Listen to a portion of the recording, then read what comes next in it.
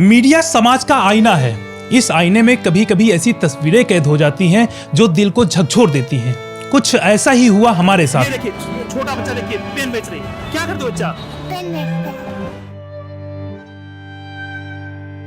जब से इस बच्ची की वीडियो रिकॉर्ड की है, सुकून ही नहीं मिल रहा। गुस्सा आता है खुद पर भी कि हमने मीडिया के क्षेत्र में पहले कदम क्यों नहीं रखा। हम पहले सरकार को समाज की वास्तविक हालत क्यों नहीं दिखा पाए। जब बाल कल्याण विभाग बना है, बेटी बचाओ बेटी पढ़ाओ अभियान पर करोड़ों खर्च हो रहे हैं, वो भी ऐसे बच्चों के नाम पर ही खर्च हो रहे हैं, तो इस बेटी ने क्या कोई गुनाह किया है, या इस बच्ची के हिस्से की रोटी किसी और ने अपनी तिजोरी में कैद कर रखी है। बच्ची के पिता नहीं है, माँ सड़क पर दुकान लगाती है, और बच्ची को तो आप देख ही रहे हैं, बच्ची पेन बेच रही पेन है। बेच रही हो। क्या नाम है तुम्हारा? क्या नाम है बच्चा?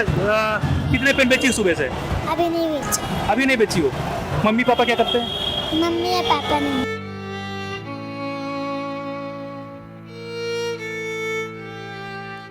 मम्मी क्या करती है?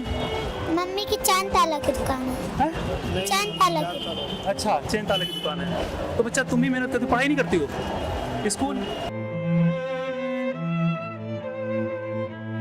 बच्ची की उम्र महज 5 से 6 साल होगी। जीविका चलाने के लिए सड़क पर बिना किसी बड़े के अकेले ही, वो भी चारबाग रेलवे स्टेशन के सामने। आखिर इस बच्ची की हालत का जिम्मेदार कौन है? क्या जिस बच्ची के पिता नहीं होंगे वो बच्चे ऐसे ही सड़क पर आ जाएंगे? क्या समाज और सरकार की कोई जिम्मेदारी नहीं होगी? फिलहाल जो वास्तविकता है वो आपको देखना चाहिए। तो चलिए आपको दिखाते हैं कि बच्ची की हालत क्या है, बच्ची हमें मिली कैसे, क्या बातें हुई, लोगों ने क्या कुछ कहा, और हाँ, आपको ठीक लगे तो ये वीडियो अपने बच्चों को जरूर दिखाइए। तो चलिए बच्ची से बात करते हैं। ये देखिए, छोटा बच्चा देखिए पेन बेच रही है। क्या करते हो बच्चा? पेन बेचता है। पेन बेच रही हो। क्या नाम है तुम्हारा? क्या नाम है बच्चा?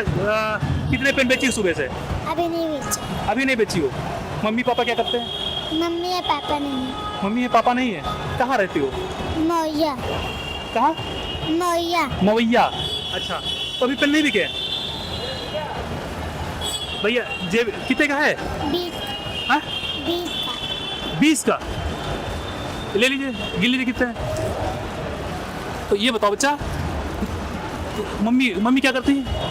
मम्मी की चांद ताला की दुकान है। हैं? चांद ताला की। अच्छा, चेन ताले की दुकान है। तो बच्चा तुम भी मेहनत करती, पढ़ाई नहीं करती हो? स्कूल? हम नहीं पढ़ते। स्कूल जाओगी? हैं? काहे नहीं जाना है? पढ़ाई मन नहीं लगता है? हैं? अभी नहीं पढ़ोगी तो आगे दिक्कत होगी, पता है? जब बड़ी हो जाओगी क्या करोगी?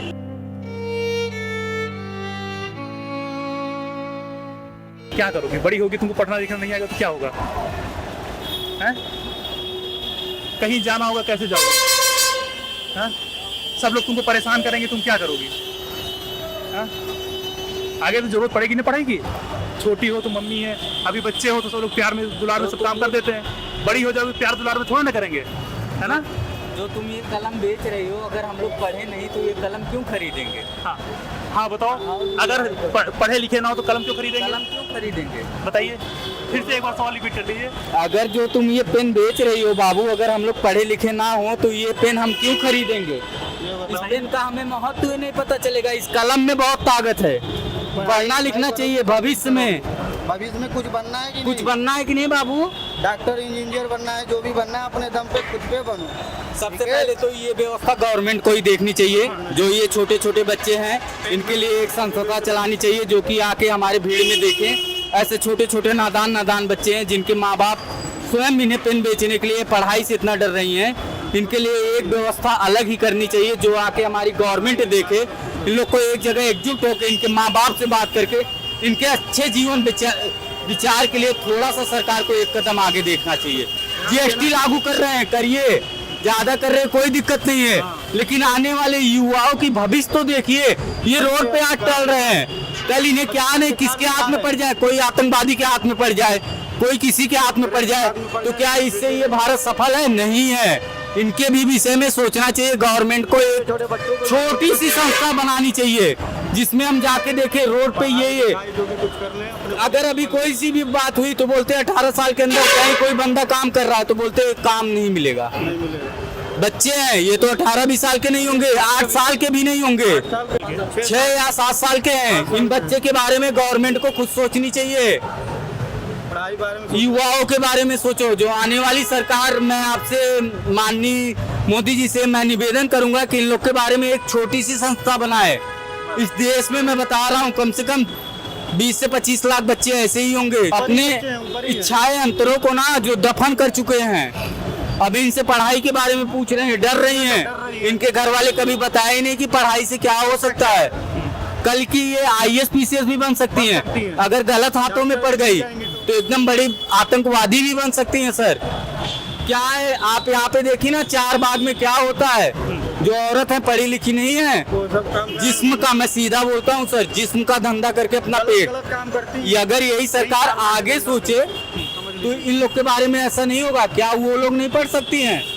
अमीरी घर के बच्चे पढ़े, ऐसा नहीं है। गरीब भी कॉलेज पढ़े। को भी एक वो देखना चाहिए। हाँ, गरीबी के मामले में क्या है, आप सब चीज कर रहे हैं। ये छोटे छोटे बच्चे हैं, नादान है, इनकी क्या एज है, ये पेन बेच रही हैं। उम्र है, पढ़ने का उम्र मैं तो इनसे यही क्वेश्चन किया ना, आप जो ये बोल रहे हैं मुझे पढ़ना नहीं, तो मैं बोला बाबू जो पेन बेच रही हो कौन खरीदेगा अगर पढ़ेगा नहीं। जो पढ़ा लिखा रहेगा वही खरीद पाएगा। सही बात है भाई, जो पढ़ा लिखा रहेगा वही खरीद पाएगा। जब पढ़ाई लिखाई नहीं होगी तो नहीं होगी तो कैसे होगा बताइए आप ही। बच्चे अभी तो बहुत नादान है, कम से कम पढ़ाई लिखाई उनकी उम्र होनी चाहिए, पढ़ाई की भी उम्र है इनकी। और यही है सरकार को मैं निवेदन कर रहा हूँ कि मतलब सारे जितने छोटे छोटे बच्चों को ध्यान दे, पढ़ाई में ध्यान दे। क्या करना चाहिए? जैसे छोटे छोटे बच्चे हैं, अब ये भाई पैसा नहीं है इनके पास, नहीं है तो सरकार सुविधा देगी। सरकार पढ़ने के लिए सब कुछ दे रही है, फीस दे रही है, कॉपी दे रही है, सारी व्यवस्था सरकार दे। मैं तो सरकार से निवेदन कर रहा हूँ, माननीय मुख्यमंत्री जी से कर रहा हूँ कि बच्चों को पढ़ने के लिए शिक्षा दें और सब कुछ करें। बेटी पढ़ाओ बेटी बचाओ कह रहे हैं, तो सब पढ़ाएं, सब पढ़ाएं, लेकिन सब इनको कम से कम सुरक्षा मिलनी चाहिए।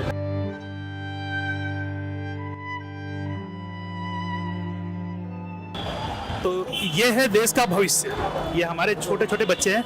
और देखिए, इनकी शिक्षा की व्यवस्था बहुत जरूरी है। और सरकार को जब निःशुल्क व्यवस्था देती है तो रहने, खाने और शिक्षा की व्यवस्था अगर एक ही छत के नीचे कर दे और जितने असहाय बच्चे मिले, आप सड़क पे निकलिए, अधिकारी ऑफिस से निकले भाई, अधिकारियों को सबसे ज्यादा सैलरी मिलती है। उन्हें ऑफिस में बैठने के लिए सैलरी नहीं मिलती है, उन्हें मिलती है काम करने के लिए। ग्राउंड पर जो ग्राउंड पर लोग हैं उनकी सैलरी सबसे कम होती है और वो इन चीजों को देखते हैं, लेकिन उनके पास अधिकार नहीं होते हैं। जिनके पास अधिकार है वो ऑफिस में बैठे हैं और जिनके पास अधिकार नहीं वो ग्राउंड पे है। ग्राउंड पर बैठा हुआ जो कर्मचारी है, जो ट्रैफिक है, ट्रैफिक वालों के पास, या जो सुरक्षा में लोग लगे हुए इंटेलिजेंस के लोग होते हैं, जो अपराधी को तो ढूंढ निकालते हैं, लेकिन ऐसे बच्चों को भी तो ढूंढ निकालें जिन बच्चों को आवश्यकता है। आपकी मदद की आवश्यकता है। जो अधिकारी हैं, आपकी सैलरी जितनी है ना, आप अगर 60 साल में रिटायर होते हैं, आप इतना कमा चुके होते हैं, या 10 से 20 साल और जिएंगे, 70 से 80 साल, 20 साल में आप कितना खर्च कर लेंगे, बाकी यही रह जाएगा ना। वो इन बच्चों के काम आ सकता है। अगर आप चाहें तो इन बच्चों के लिए थोड़ी सी अगर मेहनत करके जाएंगे तो आपका बुढ़ापा भी सफल होगा। जब आपके बच्चे आपके काम नहीं आएंगे, तब ये बच्चे किसी अनाथाश्रम वृद्धाश्रम को चला रहे होंगे और आपके लिए वहां पर एक सीट रिजर्व होगी कि आप फलाने अधिकारी हैं, आपके बच्चों ने आपको घर से निकाल दिया, तब ये बच्चे कमा के, क्योंकि इनको दर्द मालूम होगा पैसे का, अपनेपन का, तो ये बच्चे उस अनाथाश्रम वृद्धाश्रम को चला रहे होंगे और बच्चों का भी भविष्य सुरक्षित होगा और आपका भी भविष्य सुरक्षित होगा। और शायद कहीं ना कहीं ये बच्चे उन अधिकारियों को भी याद रखेंगे जिन्होंने इनको पाला पोसा होगा। तो थोड़ा सा अगर ध्यान दे देंगे, जिनके पास पैसा है, जिनके पास नहीं है वो तो जैसा चल रहा है, लेकिन जिनके पास है कम से कम वो मानवता दिखा सकते हैं। अगर आपसे नहीं खर्च होता अपने जीवन में तो अपनी संतानों के लिए एक अलग से रिजर्व कोटा बना लीजिए कि भाई इतना हमारे बच्चों का हो गया। इसके अलावा देश के बच्चे भी अपने बच्चे हैं तो इनकी तरफ भी थोड़ा सा फोकस किया जाए। तो बेटा चले घर चलें, चली जाओ घर, ले दिखा घर चलें, स्कूल में एडमिशन करा दे तुम्हारा, पढ़ोगी ये तो गलत बात है। चलिए जाने दो बच्चे को। इसको अगर पेन वापस कर देंगे तो इसको थोड़ा सा वो लगेगा कि भीख मिली है।